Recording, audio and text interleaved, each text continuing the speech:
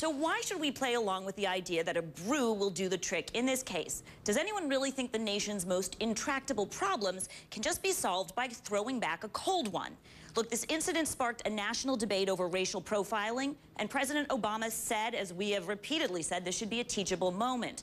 But this beer summit, as we've also reported, is a way to put the Gates-Crowley brouhaha behind us. So is the president missing an opportunity to teach us something here? Wolf, is he missing a window to have a national discussion about race in America? It's a good question, and let's discuss it with Gloria Borger, our senior political analyst, Nia Malika Henderson from Politico.com, and Candy Crowley, our senior political correspondent. What's the answer, Candy? I think the answer is the White House doesn't want to have a huge discussion about race right now. They want to have a discussion about health care. And the reason this is even occurring is because the president stepped into this in a news conference, and this was another way to kind of dial it back. So I think one of the reasons, on to Dan's report here, that they don't want reporters out there listening to what's going on is I think that you will find what Jessica just suggested, that even in this singular case, you are not going to have people change their minds very easily. I doubt after a beer, these two men are going to change their minds about what happened. Is the president, though, missing an opportunity, Nia?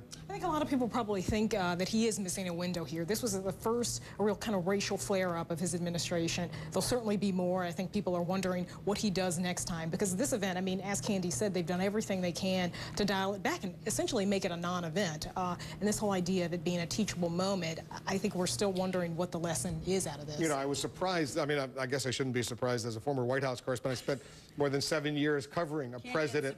You know, they kept the reporters so far away, 40 feet or whatever. They couldn't even shout a question. They could have ignored the question, but you couldn't even hear reporters shouting questions because they kept them so far away. You know, it's sort of one of these odd things that happen at the White House, which is you're allegedly having a private conversation with 400 reporters standing behind a line trying to get your picture. I think, you know, I think Candy's right.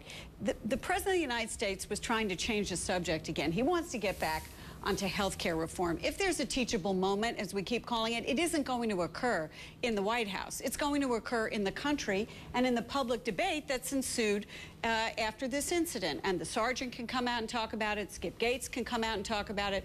But I don't think President Obama wants to do a lot more talking about it himself. Guys, hold on for a second.